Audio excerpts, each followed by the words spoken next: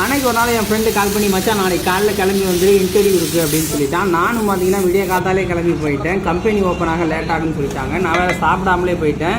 So என் friend பக்கத்தில் இருக்க தினேஷ் அண்ணன் கடை அப்படின்னு ஒரு தோசை கடைக்கு அழைச்சிட்டு போனான். ஸோ அண்ணன்கிட்ட 2 தோசை ஆர்டர் பண்ணியிருந்தான், அவனுக்கு ஒன்று எனக்கு ஒன்று.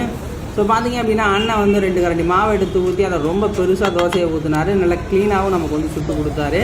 ஸோ அதுக்கப்புறம் பார்த்திங்கன்னா ஆல்ரெடி ரெடி பண்ணி வச்சுருக்க மசாலாவெல்லாம் எடுத்து பார்த்திங்கன்னா அதில் போட்டு நல்லா ஸ்ப்ரெட் பண்ணி நெய்யெல்லாம் ஊற்றி நல்லா முருகிற அளவுக்கு நமக்கு வந்து எடுத்து கொடுத்தாரு. ஸோ ஃப்ரெண்டு பார்த்திங்கன்னா அதை பீஸ் பண்ணி கேட்டான், அவனுக்கும் பீஸ் பண்ணிலாம் கொடுத்தாங்க.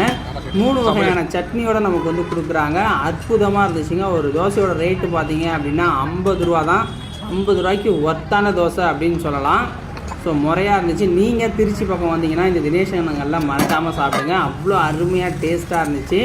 ஸோ நான் அப்புறம் இன்டர்வியூ அட்டன் பண்ண மக்களே வேலையும் கிடைச்சிருச்சு. ஸோ இதுக்கப்புறமாவது ஒழுங்காக இருக்கணும் அப்படின்னு விருப்பப்படுறேன்.